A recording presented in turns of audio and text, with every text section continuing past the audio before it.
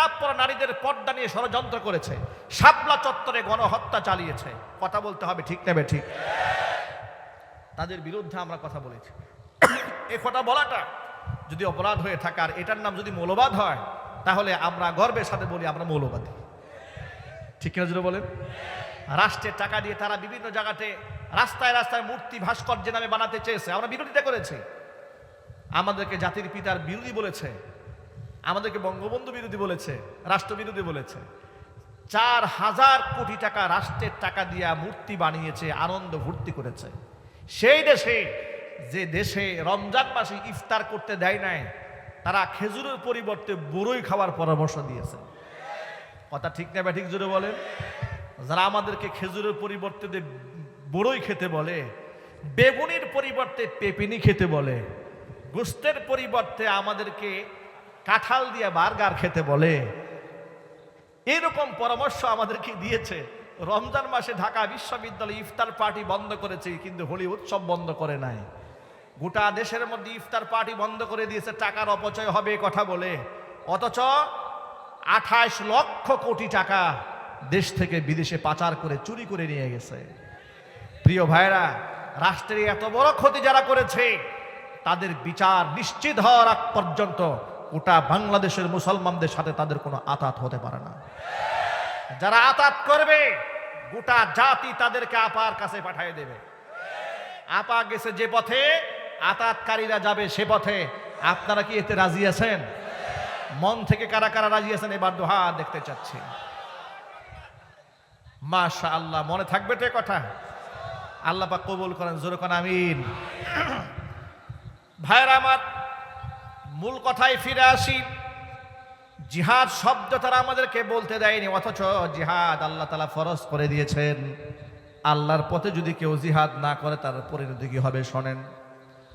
বুখারী শরীফের হাদিসের মধ্যে এসেছে, কিতাবুল মাগাজি অধ্যায়ে আল্লাহর হাবিব সাল্লাল্লাহু আলাইহি ওয়াসাল্লাম বলেছেন, মান মাতা, যে ব্যক্তি মারা গেল এমন অবস্থায়, ওয়ালাম ইয়াগজু, যে জীবনে জিহাদ করে নাই, ওয়ালাম ইউজাবিজ গাজিয়ান, কোন মুজাহিদকে সামানাও জুগিয়ে দেয়নি, সাহায্য করেনি, ওয়ালাম ইউহাদ্দিস বিহি নাফসাহু, মনে মনে আল্লাহর পথে জিহাদ করার সংকল্প করে নাই, মাতা আলা শুবাতিন মিনান নিফাক, ও মুসলমান হয়ে মরবে না, মুনাফিকদের দলভুক্ত হয়ে মারা যাবে। এবার আমি আপনাদেরকে প্রশ্ন করতে চাই, আমরা কি মুনাফিকদের দলভুক্ত হয়ে মরতে চাই? মুনাফিক হয়ে মরতে চাই না, ইমানদার হয়ে মরতে চায়। ইমানদার ব্যক্তি আল্লাহর পথে জিহাদ করবে, জিহাদের সুযোগ না পেলে মুজাহিদদেরকে সাহায্য করবে। সাহায্য যদি না করতে পারে, অন্তরে জিহাদ করার জন্য পরিকল্পনা আনতে হবে। জিহাদের পরিকল্পনা, আল্লাহর পথে শাহাদাতের তামান্না নিয়ে যদি কোনো ব্যক্তি ঘরে শুয়েও মারা যায়, মহান আল্লাহ রব্বুল আমিন তাকে শহীদের মর্যাদা দান করে দিবেন। যদি বলেন সুবহানাল্লাহ। 20 বছরে এক টকবকে নওজওয়ান, কুফরি হালাতের নাম ছিল আব্দুল উজ্জা। ইসলাম ধর্ম গ্রহণ করার পরে নবীজি সাল্লাল্লাহু আলাইহি ওয়াসাল্লাম নাম রেখে দিয়েছেন আব্দুল্লাহ। আব্দুল্লাহ জুল বিজাদাই, লম্বা ইতিহাস রয়েছে তার ব্যাপারে। আল্লাহর দ্বীনের জন্য কালিমা গ্রহণ করতে গিয়া ত্যাগ কোরবানি অনেক করেছেন, আল্লাহর পথে সব বিলিয়ে দিয়েছেন, তারপরও দিল ঠান্ডা হয় নাই। তাবুক যুদ্ধে আল্লাহর নবীর সাথে তিনি শামিল হয়েছেন। জিহাদের ময়দানে গিয়ে হুজুরের কাছে আবেদন জানালেন, টকবকে নওজওয়ান, ইয়া রাসূলুল্লাহ, ইয়া হাবিবাল্লাহ, আপনি আল্লাহর কাছে আমার জন্য দোয়া করেন, আল্লাহ পাক যেন এই জিহাদে আমাকে শহীদ হিসেবে কবুল করে নেন। নবীজি সাল্লাল্লাহু আলাইহি ওয়াসাল্লাম কাঁচা গাছের একটা ছাল এনে এই আব্দুল্লাহ জুল বিজাদাইনের বাজুর মধ্যে নিজ হাতে বেঁধে দিলেন, আর আল্লাহকে বললেন, রব্বুল আলামিন, আমি আব্দুল্লাহর রক্ত কাফেরদের জন্য হারাম বানায়া দিলাম।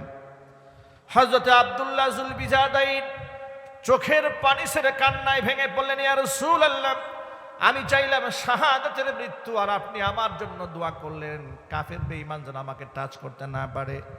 নবীজি বললেন, আব্দুল্লাহ রে শোনো, তোমার অন্তরে আল্লাহর পথে শহীদ হওয়ার যে তামান্না আমি লক্ষ্য করেছি, ওই তামান্না নিয়ে জ্বরে আক্রান্ত হয়েও যদি তুমি মারা যাও, আল্লাহ পাক তোমাকে শাহাদাতের মর্যাদা দিয়ে দিবে। ঠিক তাই হলো। তাবুকের ময়দানে আব্দুল্লাহ যুল বিজাদাইন রাদিয়াল্লাহু তাআলা আনহু মারাত্মক জ্বরে আক্রান্ত হয়ে গেলেন এবং সেই দরেই তার ইন্তেকাল হয়ে গেল। ইন্তেকাল হয়ে যাওয়ার পরে সাহাবায়ে কেরাম ফিরে আসলেন, দৌড়ে আসেন রাসূলের কাছে, এসে বললেন, নবীজি আপনার সেই সাহাবী হযরতে আব্দুল্লাহ যুল বিজাদাইন জ্বরে আক্রান্ত হয়ে ইন্তেকাল করেছেন। নবীজি সাল্লাল্লাহু আলাইহি ওয়াসাল্লাম তার জানাজার জন্য প্রস্তুতি গ্রহণ করলেন। তাকে গোসল দেওয়ানো হলো জিহাদের ময়দানে রাতের বেলাতেই। গোসল দিয়ে দেওয়ার পরে নবীজি সাল্লাল্লাহু আলাইহি ওয়াসাল্লাম সাহাবীদেরকে কবর খনন করতে বললেন। কবর খনন করা হলো। নবীজি সাল্লাল্লাহু আলাইহি ওয়াসাল্লাম নিজে কবরের মধ্যে নামলেন। কবরে নেমে আবু বকর আর উমরকে ডেকে বলছেন, আবু বকর, উমর, লাশের সাথে যেন বিয়াদবি না হয়ে যায়, আমার হাতে লাশটা দাও। নবীজি আব্দুল্লাহ যুল বিজাদাইনের লাশটা নিজ হাতে ধারণ করলেন, কবরের মধ্যে রাখলেন, মাটির কার্যক্রম সম্পাদন করলেন। এরপরে আল্লাহর কাছে হাত তুলে বলছেন, আল্লাহুম্মা ইন্নী আমসাইতু আনহু রাদিয়ান ফারাদ আনহু। আল্লাহ তাআলা আজকে এই সন্ধ্যা পর্যন্ত আব্দুল্লাহ যুল বিজাদাইনের প্রতি আমি নবীজি সন্তুষ্ট ছিলাম, রব্বুল আলামিন তুমি তার প্রতি সন্তুষ্ট হয়ে যাও। আব্দুল্লাহ ইবনে মাসউদ রাদিয়াল্লাহু তাআলা আনহু বর্ণনাকারী, তিনি বলেন, জীবনে কোনোদিন মৃত্যুর জন্য আমার আফসোস হয় নাই, কিন্তু ওই দিন আমি মৃত্যুর জন্য আফসোস করেছিলাম। আহারে, তার নাম তাও আব্দুল্লাহ, আমার নামও আব্দুল্লাহ। এই জায়গায় যদি আজকে আব্দুল্লাহ যুল বিজাদাইনের লাশটা না হয়ে আমি আব্দুল্লাহ ইবনে মাসউদের লাশ হতো, জীবনটা আমার ধন্য হয়ে যেত। কারণ নবীজি বলেছেন, সন্ধ্যা পর্যন্ত আমি তার উপর সন্তুষ্ট ছিলাম, রব্বুল আলামিন তুমি তার প্রতি সন্তুষ্ট হয়ে যাও। কত বড় পাওনা! ও যুবক ভাইরা আমার, এই কথার মাধ্যমে আমি শুধু এই সবকটা দিতে চেয়েছি, শহীদি তামান্না যদি অন্তরের মধ্যে থাকে, বিছানায় শুয়েও যদি আপনি মারা যান, ভারতেও যেতে হয় নাই, আপনার ফিলিস্তিন যাওয়ার সুযোগ হয় নাই, গাজাবাসীর পক্ষে দাঁড়িয়ে আপনি হয়তো রাজপথে স্লোগান দিয়েছেন, জিহাদের ময়দানে কুফফারদের সাথে লড়ার মতো সুযোগ হয় নাই, কিন্তু আমরা স্পষ্ট বার্তা দিয়ে দিই, যদি পৃথিবীর মুসলমানদের পক্ষে সশস্ত্র লড়াইয়ে আহ্বান আসে, আল্লাহর কসম করে বলি, সেই আহ্বানে আমরা সকলের আগে রাজপথে ঝাঁপিয়ে পড়ব। যুবকেরা কি রাজি আছে? যদি বলতে হবে রাজি আছেন, আল্লাহ যেন কবুল করেন। জোরে কোন আমিন, আর জোরে কোন আমিন।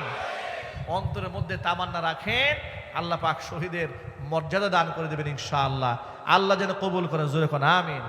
খালিদ বিন ওয়ালিদ রাদিয়াল্লাহু তাআলা আনহু বিখ্যাত সাহাবী, খালিদ সাইফুল্লাহ উপাধি যার। খালিদ বিন ওয়ালিদ ইসলামের এক অপরাজেয় সেনাপতি।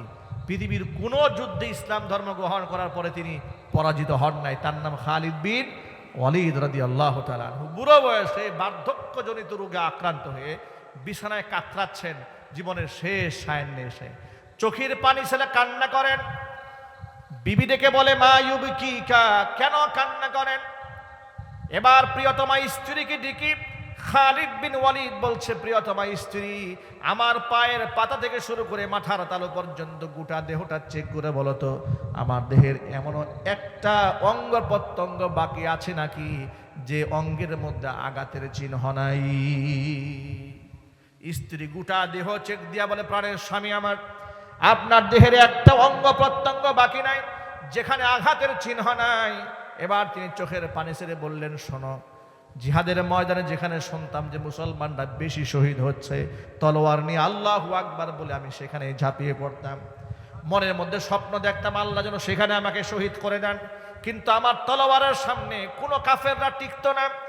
আজকে আমি শহীদ হওয়ার তামান্না নিয়ে সারাটা জীবন ভর কান্না করলাম আর ঝাঁপিয়ে পড়লাম, রক্তাক্ত হলাম, ক্ষত বিক্ষত হলাম, কিন্তু আল্লাহ পাক আমার শাহাদাত মঞ্জুর করেন নাই।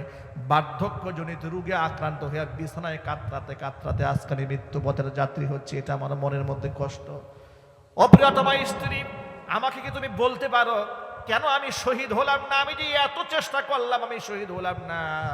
এবার স্ত্রী জবাব দিয়ে বলে, প্রাণের স্বামী আমার, আপনার নামটা কি? বলে, আমার নাম খালিদ বিন ওয়ালিদ। আপনার নামের উপাধি কি? বলে, সাইফুল্লাহ। বলে, সাইফুল্লাহ মানে কি? বলে, সাইফুল্লাহ মানে হচ্ছে আল্লাহর তলোয়ার। উপাধি আপনাকে কে দিয়েছে? বলে, আল্লাহ রাসূল দিয়েছেন। তাহলে আপনি কি করে শহীদ হবেন? আপনি হচ্ছেন আল্লাহর তলোয়ার। আপনি যদি শহীদ হয়ে যান তাহলে তলোয়ার তো ভেঙে যায়, কাফেররা বিজয়ী হয়, আপনার তলোয়ার আপনি ভেঙে আপনি টুকরা হয়ে যান, মানে আল্লাহর তলোয়ারটা ভেঙে যায়। আসমানের নিচে জমিনের উপরে আল্লাহর তলোয়ারকে ভেঙে দেয়, এমন শক্তি তো পৃথিবীতে কারো নাই। এই জন্য আল্লাহ তাআলা আপনাকে গাজীর মর্যাদা দান করেছেন। চিৎকার যখন আল্লাহু আকবার। তিনি স্ত্রীর কথা শুনে সান্ত্বনার বাণী পেলেন। ভাইরা আমার, সাহাবাই কেরাম রাদিয়াল্লাহু তাআলা আনহুম আজমাইন সকলে আল্লাহর পথে শহীদ হতে চেয়েছেন। আর আমরা এমন আয়েশি জিন্দি গ্রহণ করেছি, আমরা কেউ মরতে চাই না, আমরা সব বাঁচতে চাই।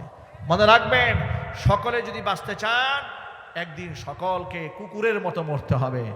আর যদি আল্লাহর পথে জীবন দেওয়ার তামান্না নিয়ে আমরা ঝাঁপিয়ে পড়ি, দুনিয়া থেকে বিদায় হব, আমরা সিংহের মতো বিদায় হবে, বিড়ালের মতো নয়। ঠিক নেবে ঠিক যদি বলেন।